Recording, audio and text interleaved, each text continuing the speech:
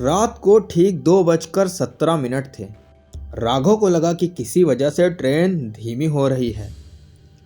Break नहीं लगे थे, इंजन की आवाज़ भी वैसी ही थी। फिर भी ट्रेन की रफ्तार कम हो रही थी, जैसे कोई अदृश्य ताकत उसे पकड़ रही हो। राघव ने खिड़की से बाहर देखा। घना कोहरा चारों तरफ फैला हुआ था। उसी कोहरे के बीच एक प्लेटफॉर्म उभरने लगा, पुराना, जर्जर और डरावना। स्टेशन बोर्ड पर जंग लगे अक्षर दिखे। पूरा नाम नहीं, बल्कि आखिरी में लिखा था पुर। ऐसा लग रहा था जैसे किसी ने जानबूझकर बाकी अक्षर खुरच दिए हों। डिब्बे में कुछ यात्री उठकर खड़े हो गए। किसी ने धीमे से कहा, स्टेशन आ गया।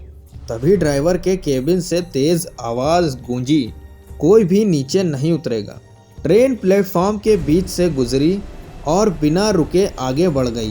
राघव ने राहत की सांस ली, लेकिन उसका दिल तभी बैठ गया। प्लेटफॉर्म पर लोग खड़े थे, बहुत सारे लोग। सब बिल्कुल सीधे खड़े थे, ना कोई हिल रहा था, ना कोई बात कर रहा था। सभी की नज़रें ट्रेन पर थी, एक टक बिना झटके। जैसे ही ट्रेन आगे बढ़ी, सब ने एक साथ मुस्कुराकर हाथ हिलाया। राघव का गला सूख गया। उसने तुरंत नज़रें हटा ली। राघव रेलवे में सेक्शन इंजीनियर था। पुरानी लाइनों की जांच उसका काम था। कुछ हफ्ते पहले उसे एक फाइल मिली थी जिसका नाम था चंद्रपुर जंक्शन। अजीब बात यह थी कि नए मैप में कोई ऐसा स्टेशन था ही नहीं। फिर भी हर महीने उस स्टेशन का टाइम टेबल बनता था और हर रिपोर्ट में एक ही लाइन होती थी, ट्रेन बिना रुके निकल गई। हर बार वही शब्द। राघव ने सीनियर से सवाल किया, सर ये स्टेशन है कहाँ? सीनियर कुछ पल चुप रहे, फिर बोला, उस लाइन पर मत जाना, कुछ जगह नक्शों से नहीं मिटती। यही बात राघव के दिमाग में अटक गई। जिस रात वह निरीक्षण के लिए निकला, ट्रेन 7 मिनट लेट थी। इलाके में घुसते ही मोबाइल नेटवर्क गायब हो गया। जीपीएस ने काम करना बंद कर दिया। डिब्बे की डिजिटल घड़ी अटक गई।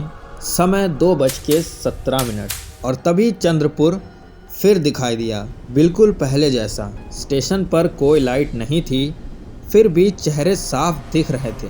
किसी की आंखें नहीं झपक रही थी, कोई ट्रेन की तरफ पीठ किए नहीं था। अचानक राघव के कान के पास आवाज़ आई, उतर जाओ। वह चौंक कर पीछे मुड़ा। डिब्बे में सब सो रहे थे। फिर वही आवाज़ आई, इस बार उतर जाओ, अगली बार मौका नहीं मिलेगा। उसी पल डिब्बे का दरवाज़ा खुला। एक बूढ़ा आदमी अंदर आया।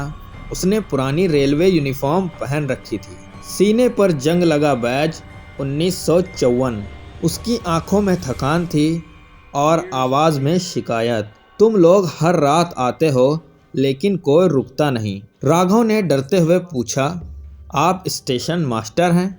बूढ़े ने सिर हिलाया। थे, जब आखिरी बार ट्रेन रुकी थी। उसने 1954 की कहानी सुनाई। रात के ठीक 2:17। स्टेशन पर मेला लगा था, भीड़ बहुत ज़्यादा थी। सिग्नल फेल हुआ, ब्रेक काम नहीं आए, ट्रेन प्लेटफॉर्म से टकरा गई, 129 लोग मारे गए। रेलवे ने मामला दबा दिया, स्टेशन बंद कर दिया गया। बूढ़े की आवाज़ कांपने लगी, कई लाशें कभी मिली ही नहीं, हम लोग यहीं रह गए।